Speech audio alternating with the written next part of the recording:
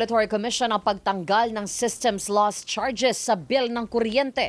Balita mula sa Pasig City, hatid ni Radyo Patrol, Zeus Legaspi. Zeus.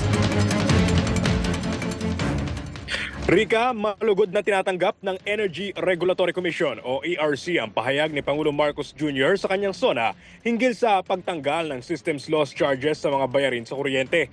Sa pahayag, sinabi ng ERC na ang hakbang na ito ay bilang pagkilala sa pangangailangang maibsan ang epekto ng patuloy na pagtaas na halaga ng kuryente ng bansa. Bilang suporta, handaan nila ang komisyong makipag-ugnayan sa Kongreso, Department of Energy, iba pang ahensya ng gobyerno at industry stakeholders para sa reformang kinakailangan sa pagtanggal ng naturang singil. Tiniyak din ng ERC ang patuloy na pagprotekta sa kapakanan ng mga consumer sa pamamagitan ng transparent at patas na regulasyon sa sektor ng enerhiya. Sa hiwalay na pahayag, sinabi ng Meralco na umaasa sila sa makabuluhang talakayan hinggil sa pag-alis ng systems loss charges. Pero dapat ding isaalang-alang ang magiging epekto ng mga reforma sa operasyon ng mga distribution utility.